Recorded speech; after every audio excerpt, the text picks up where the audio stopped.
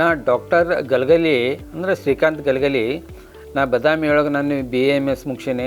ನಮ್ಮ ಅಜ್ಜ ಗದಗದೊಳಗೆ ಭಾಳ ಫೇಮಸ್ ಡಾಕ್ಟರ್ ಇದ್ದ. ಆಮೇಲೆ ನಮ್ಮ ತಂದೆ ಕಾಕ ಒಬ್ಬ ಇದ್ದ ಗೋವಿಂದಾಚಾರ್ಯ ಅಂತೇಳಿ, ಅವರು ಭಾಳ ಫೇಮಸ್ ಆಯುರ್ವೇದ ಡಾಕ್ಟರ್ ಇದ್ದರು. ಪೇಶ್ವೆಗಳಿಂದ ಅವ್ರಿಗೆಲ್ಲ ಪ್ರಶಸ್ತಿ ಇದು ಬಂದಿತ್ತು. ಭಾಳ ಮಂದಿ ಪೇಷಂಟ್ ತೋರಿಸ್ಲಿಕ್ಕೆ ಬರ್ತಿದ್ರು. ಈಗ ಇವತ್ತು ನಾ ಏನು ಮಾತಾಡ್ಬೇಕಂತ ಮಾಡೀನಿ ಅಂತಂದ್ರೆ ಕಾಮನ್ ಇರೋ ಅಂಥದ್ದು, ಅಂದರೆ ಕಾಮನ್ ಅಂದರೂ ಎಲ್ಲರಿಗೂ ಪ್ರಾಬ್ಲಮ್ ಅದನ್ನದ.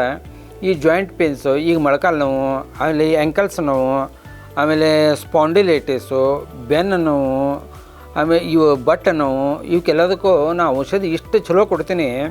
ನನ್ನ ಔಷಧ ತೊಗೊಂಡು ಎಣ್ಣೆ ಗಿಣ್ಣೆ ಹಚ್ಕೊಂಡ್ರೆ ಒಂದು ದಿವ್ಸದಾಗ ನಿಮ್ಗೆ ಕಡಿಮೆ ಆಗ್ತದೆ. ಒಂದು ದಿವ್ಸ ಅಂದ್ರೆ ಒಂದು ದಿವ್ಸದಾಗ ಕಡಿಮೆ, ಪೂರ್ಣ ಕಡಿಮೆ ಆಗ್ತದೆ ಅಂತ ತಿಳ್ಕೊಬೇಡ್ರಿ. ಅಂದ್ರೆ ನೋವು ಮಾತ್ರ ನಿಮ್ಮದು 99% ಕಡಿಮೆ ಆಗ್ತದೆ. ಹಿಂಗೆ ಈ ಔಷಧವನ್ನು ನೀವು 1-2-3 ತಿಂಗಳು ತೊಗೊಂಡ್ರೆ ನಿಮ್ಮ ಬೆನ್ನು ನೋವು, ಸೊಂಟ ನೋವು, ಸ್ಪಾಂಡಿಲೈಟಿಸು, ಮೊಳಕಾಲು ನೋವು, ನೀವು ಅಲ್ಲಿ ಆ್ಯಂಕಲ್ಸ್ ನೋವು, ಬಟ್ಟಿನ ನೋವು ಎಲ್ಲನೂ ಕಡಿಮೆ ಆಗ್ತದೆ. ಮತ್ತು ಈ ಮೊಳಕಾಲು ನೋವು, ಸೊಂಟ ನೋವು, ಬೆನ್ನು ನೋವು, ಸ್ಪಾಂಡಿಲೈಟಿಸಕ್ಕೆ ಮುಖ್ಯ ಕಾರಣ ಅಂತಂದ್ರೆ ನಮ್ಮ ಅಲ್ಲಿ ಏನು ಮಸಲ್ಸ್ ಇರ್ತಾವೆ, ಮಸಲ್ಸ್ ವೀಕ್ ಆಗಿದ್ದನ ಕಾರಣ ಇರ್ತದೆ. ಈ ಮಸಲ್ಸ್ ವೀಕ್ ಆಗ್ಲಿಕ್ಕೆ ಕಾರಣ ಏನಂತಂದ್ರೆ, ಈಗ ನಾವು ಆಕಳ ಹಾಲು ಕುಡಿತೀವಿ, ಜರ್ಸಿ ಆಕಳ ಹಾಲು ಕುಡಿತೀವಿ, ಅದರಿಂದ ಏನು ಶಕ್ತಿ ಬರೋಂಗಿಲ್ಲ.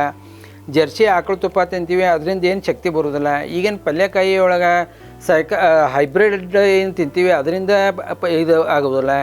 ಆಮೇಲೆ ಫ್ರಿಜ್ನ ಏನು ಆಹಾರ ತಿಂತೀವಿ, ಅದರಿಂದ ಆಗೋದಿಲ್ಲ. ಐಸ್ ಕ್ರೀಮ್ ತಿಂತೀವಿ, ಅದರಿಂದ ಆಗೋದಿಲ್ಲ.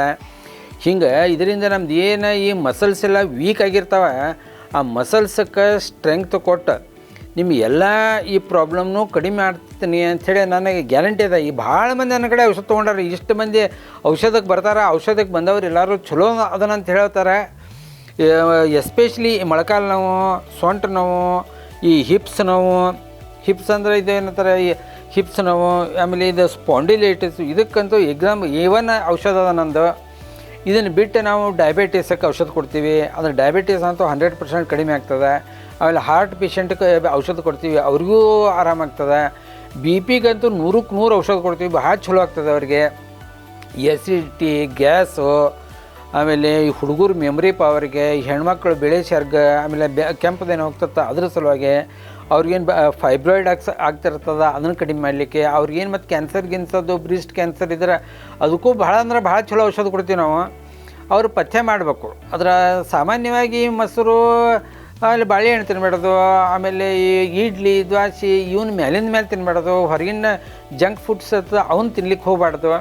ಇದರಿಂದ ನಮ್ಮ ಔಷಧ ತೊಗೊಂಡು ಇಷ್ಟೆಲ್ಲ ಪಥ್ಯ ಮಾಡಿದ್ರೆ ಅವ್ರಿಗೂ ಆರಾಮಾಗ್ತದೆ. ನಾ ಇಲ್ಲೇ ಗೋಕುಲ್ ರೋಡ್ದಾಗಿನ ವೆಂಕಟೇಶ್ ನಗರ ಅಂತದ, ಅಂದ್ರೆ ನಾ ತ್ರಿನೇತ್ರ ನರಸಿಂಹದೇವ್ರ ಗುಡಿ ಬಾಜು ಅದು ಬಾಜು ಅಲ್ಲ, ನಮ್ಮದು ಎಡಗಡೆ ಸೈಡ್ ಮನೆ ಆಗ್ತದೆ.